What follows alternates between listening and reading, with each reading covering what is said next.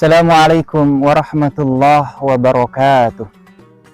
Alhamdulillahilladzi adhaba 'anna al-hazan, inna rabbana laghafurun syakur. Asyhadu an la ilaha illallah wa asyhadu anna Muhammadar Rasulullah sallallahu alaihi wasallam wa ala alihi wa ashabihi, amma ba'du.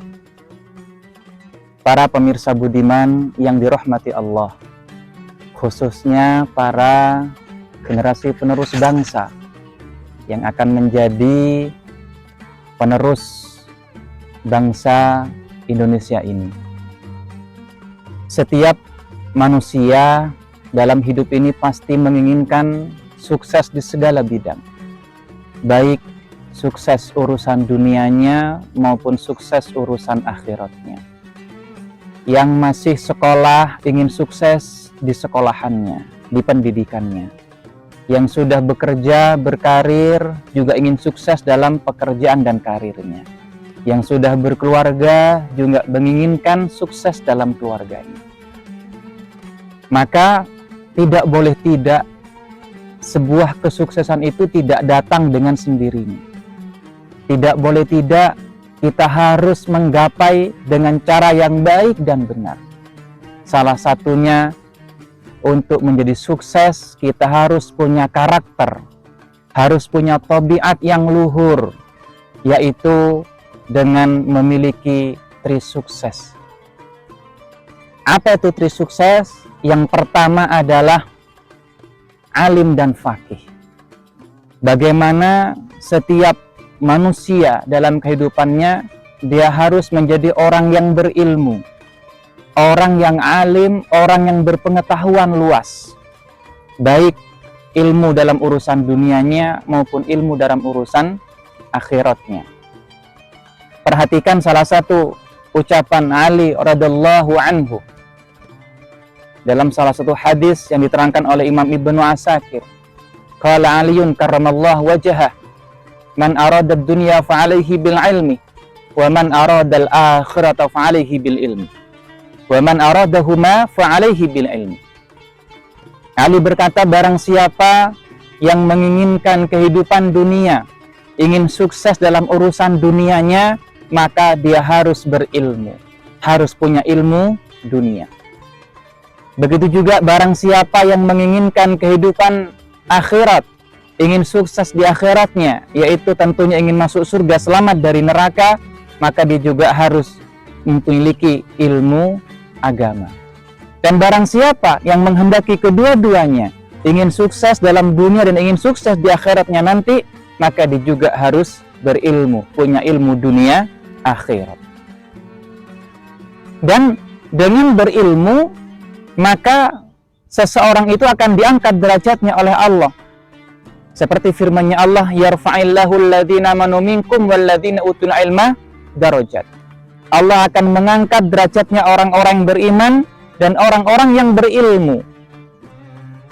Itu salah satu kefadilan orang yang berilmu, akan diangkat derajatnya, baik derajat di dunianya maupun derajatnya kelak di akhirat, akan dimasukkan dalam surga Firdaus. Yang kedua, trisukses itu adalah berakhlakul karimah. Karena kesuksesan yang tidak diimbangi dengan akhlak yang mulia, budi pekerti yang luhur, maka kesuksesan itu akan sirna. Kesuksesan itu hanya sementara. Walaupun sukses, tapi kalau tidak berilmu, sukses tidak berakhlakul karimah, maka kesuksesan itu hanya sesaat saja. Nanti akan dirusak oleh Allah. Karena salah satu tujuan atau tugas utama Rasulullah Sallallahu Alaihi Wasallam diutus oleh Allah adalah untuk membagusi, menyempurnakan akhlak manusia. Seperti sabda Rasulullah Sallallahu Alaihi Wasallam, innama bu'istu liutammima makarimal akhlak. Bahwa aku diutus, kata Rasulullah, untuk menyempurnakan akhlak. Manusia tidak hanya pandai yang dibutuhkan, tidak hanya ilmu yang dibutuhkan, tapi yang lebih utama adalah akhlaknya, budi pekertinya, bisa memiliki budi pekerti yang luhur, memiliki budi pekerti yang baik. Sukses yang ketiga, trisukses yang ketiga adalah mandiri. Mandiri itu pengertiannya luas. Banyak mengertikan mandiri itu mandi sendiri. Tidak hanya itu. Tapi yang lebih penting, mandiri itu bisa bertanggung jawab dengan dirinya. pada setiap fase kehidupannya. Yang sudah berkeluarga bisa mandiri dalam urusan maisahnya, mandiri dalam meramut dan membimbing istri dan anak-anaknya. Karena dengan kemandirian itulah maka dia akan bisa menegakkan urusan dunianya dan menegakkan urusan agamanya. Salah satu hadis Rasulullah SAW beliau mensabdakan,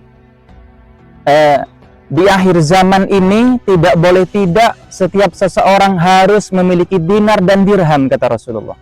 Artinya tidak boleh tidak di akhir zaman ini seseorang harus punya kemandirian, harus punya maisah, punya kehidupan yang jelas. Karena dengan kemandirian itulah dia bisa menegakkan agama dan dunianya. Mudah-mudahan kita semua oleh Allah diqadar baik bisa menjadi orang-orang yang mandiri, orang-orang yang bisa berdiri di atas kakinya sendiri, tidak bergantung kepada orang lain, apalagi bergantung kepada orang tuanya. Ada salah satu syairan para ulama disebutkan, laisal fata may yaqulu hadza abi, walakin fata may yaqulu hadza ana. Bukanlah dikatakan seorang pemuda apabila dia berkata ini bapakku, artinya menggantungkan kepada orang tuanya. Tapi yang dikatakan pemuda itu adalah pemuda yang mengatakan hadza ana, inilah saya. Artinya dia mengandalkan dirinya sendiri. Oleh karena itu, mari khususnya para generasi muda, penerus bangsa ini berusaha untuk memiliki kehidupan yang mandiri, tidak menggantungkan kepada orang lain. Mudah-mudahan Allah memberikan manfaat dan barakah. Wassalamualaikum warahmatullahi wabarakatuh.